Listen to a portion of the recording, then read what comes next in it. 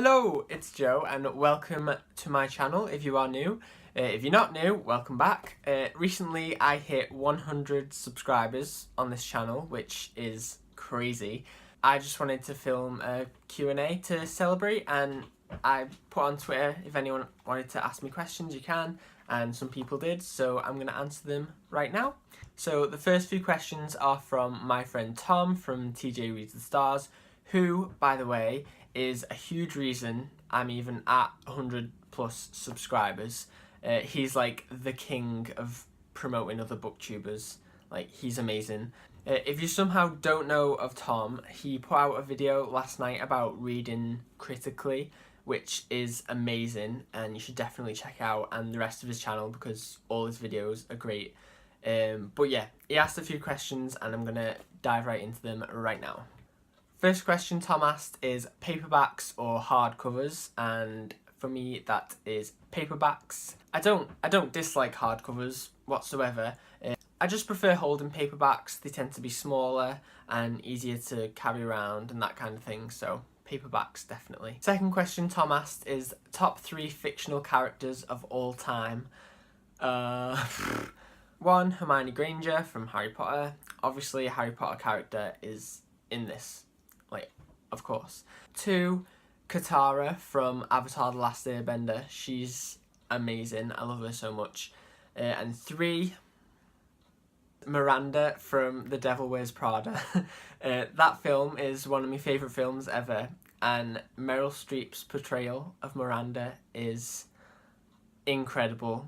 I love her so much in that film. If I took a load of time to answer that question, she might not make the top 3, but from what I can think of right now, Hermione, Katara and Miranda are definitely up there.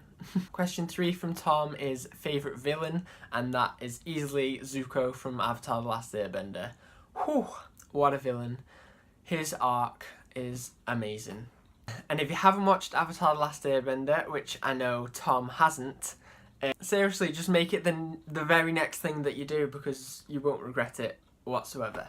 Question 4 from Tom is what is your favourite bookish memory? And I'm going to say when I was younger I used to have the Harry Potter books read to me before I could read them myself, and I remember one day I was in bed and my auntie was looking after me and she was reading Harry Potter to me, but she'd never read it before, and she pronounced Hermione as Hermione, and I was laughing for a good 10 minutes straight, just cry laughing, and she was trying to get me to go to sleep, obviously, because it's bedtime, but as soon as she said Hermione instead of Hermione, I was not going to sleep after that. Tom's 5th question is favourite thing or best thing about being a Griffin Puff. So if you don't know, I'm a Griffin Puff. I can't choose between Gryffindor and Hufflepuff.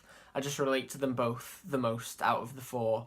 I think the best thing about being a Griffin Puff is being able to relate to certain things in one house and certain things in another. For example, Hufflepuffs are very hardworking and I'm not, and Gryffindors tend to be lazy, which I am. Gryffindors can be quite hot-headed, which I am not, and Hufflepuffs are loyal, and I think I'm loyal. So yeah, I think it's being able to identify with like different things from each house is the best thing. Question 6 from Tom is what is my favourite contemporary novel, and that is The Hate U Give by Angie Thomas. And Tom's 7th and last question is what is my favourite classic? I honestly haven't read any classics. I have studied classics in school. I never actually read them from beginning to end. I just sort of read what we needed to read for school, so I haven't actually read any, but I'm not against reading any, so and I probably will read some in the future. The next set of questions come from Rachel Marie. Another big reason I have this many subscribers. She did a video recommending booktubers and I was one of them, and she's great, she's amazing, definitely check her out as well. And her questions are actually Snog, Marry, Avoid questions, and there are 4 rounds. So, first round is Dumbledore, Dobby, or Cedric Diggory, Snog, Marry, Avoid. I would avoid Dobby because he's an elf and I don't want to marry or kiss an elf, so yeah. I would marry Dumbledore because he's very old, and when he dies I would inherit a bunch of his stuff. So I know that's a really like gold digger kind of thing to do, but yeah, I would marry Dumbledore for that reason. And Cedric, well, I guess I'd have to snog Cedric. Second is Snog, Marry, Avoid Voldemort, Umbridge, or Fenrir Greyback. And I feel like this is the hardest one ever because I want to avoid all 3 of them. But if you're going to make me choose, I would avoid Fenrir Greyback because he is a disgusting individual. And he's not even like a hugely developed character in the books, but from what we saw of him, nope, I couldn't even deal with him whatsoever. And I think he's the scariest out of the 3, to be honest, and definitely the creepiest. And then marry or snog out of Voldemort and Umbridge. I suppose I would marry Umbridge. As much as it pains me to say it, I'm not going to marry Voldemort. Like, who would marry Voldemort? I mean, he's more likely to kill you than Umbridge, so I feel like I would last longer with Umbridge. But that means snogging Voldemort, which is not the best thought in the world, but yeah, I'm going with that. Snog, Marry, Avoid Kreacher, Griphook, or Firenze. I would marry Firenze, snog Kreacher, and avoid Griphook. Moaning Myrtle, Nearly Headless Nick, or Peeves. I would avoid Peeves, marry Nearly Headless Nick, and snog Moaning Myrtle. Next question comes from Brody Lee 8, and his question is, if you could sum up your personality in one book cover, what would it be and why? Honestly, I know this is like a really cliche answer for me, but the book cover for Harry Potter and the Philosopher's Stone, where Harry is stood on platform 9 3/4 and the Hogwarts Express is like next to him, because he's essentially waiting to start his magical journey to Hogwarts, and I'm waiting for that my entire life, so. Next question comes from Jessica Bookworm, and that is, if you had to be transformed into one character and live their life for a day, who would it be and why? I'm going to go with Lyra from his Dark Materials trilogy, or any character from his Dark Materials trilogy, because I really want a demon so bad. Yeah, I'd go for that. The next set of questions come from Josh from Beards and Books, who is another one of my favourite booktubers. First question is, do you attend any book conventions such as YALC? I've been to BookCon in New York. I went there in June, and I intend on going again next year. However, aside from that, I haven't been to any, but I would love to go, definitely. Question 2 from Josh is, if your channel wasn't book related, what would it be about? And well, first of all, I wouldn't have a channel if, you know, it wasn't a book related channel, but if I had to have one, I would probably do I would probably be a K-pop reactor, so reacting to K-pop music videos.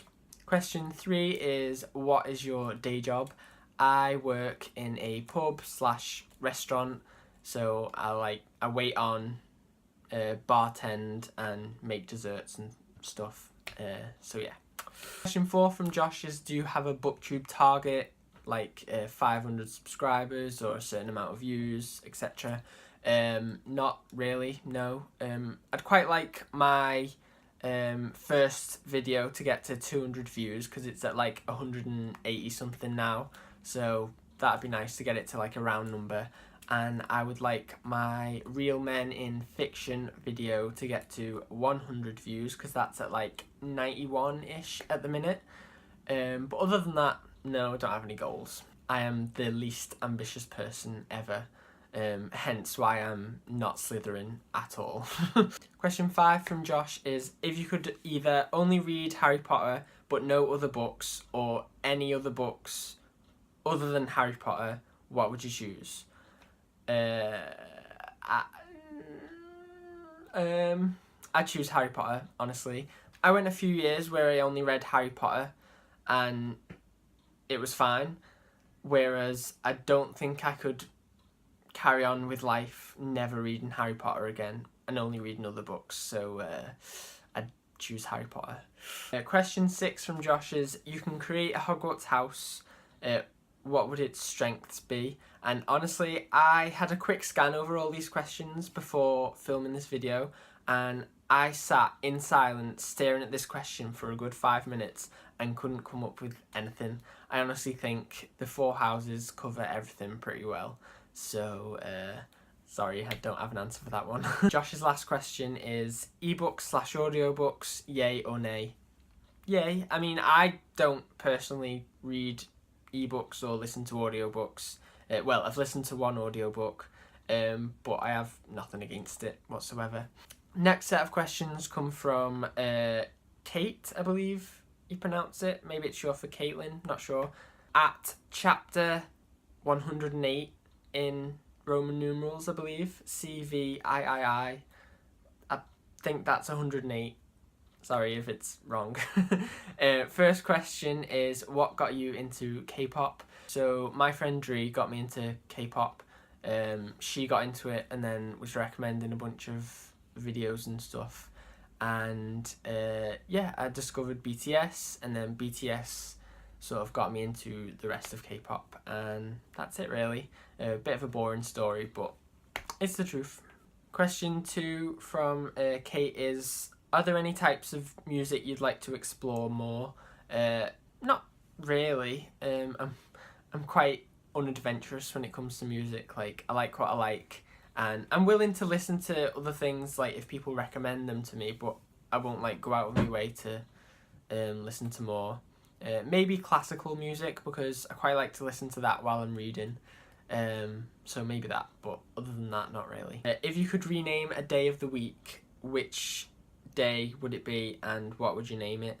I mean, I probably wouldn't, but if I had to, I'd probably rename Wednesday, because a lot of people struggle spelling Wednesday, so to make it easier on everyone, I would just call it like middle day, because it's the middle of the week. And the last question from Kate is, if you had a band, what would you name it? And this is another question like Josh's from before, where I stared at it for a good few minutes, not really knowing, and I still couldn't come up with an answer. Nope, couldn't do it. I really like a few K-pop groups' names, like there's a group called Unity, which is pretty cool. There's a group called Pentagon, I like that name. And there's a few others that I like, but yeah, I can't really think of one myself. Next set of questions come from Sarah Hughes, and the first one is, imagine a world without Harry Potter. First of all, no. Nope. And she says, which fandom would you be a part of? First of all, a world without Harry Potter is not worth living in.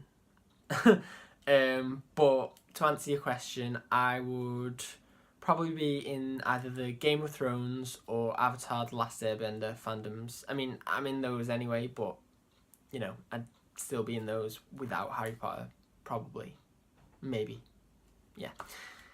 Question 2 from Sarah is, tell us a bit about where you live. I won't say the exact location, but I live in the northwest of England, and it's a small town, and it's a bit rough, to be honest. There's not much here. Like, if I want to do anything, I have to travel at least 20 minutes away to like Liverpool or Manchester, or, you know, places like that actually have things to do. So yeah, that's all I can really say, because it's a pretty boring place, to be honest. Sarah's third and final question is, if I wanted to start listening to K-pop, where should I start? So basically you would need someone who is already into K-pop to help you get into it. Maybe tell that person, it can be me if you want to DM me and get into it, that's fine. Tell that person what type of music you like, you know, already, and then they could recommend K-pop artists that are similar, so that might be a way to get into it. And the final question in this Q&A comes from Elle, from Bookish Elle, and that is, what's a book you feel is not talked about enough or is underrated? I'm going to go with the His Dark Materials trilogy by Philip Pullman. It's not like underrated in general, because I understand it was a really popular trilogy, but on BookTube I feel like no one talks about it. Like, I've never heard a BookTuber love His Dark Materials as much as I do.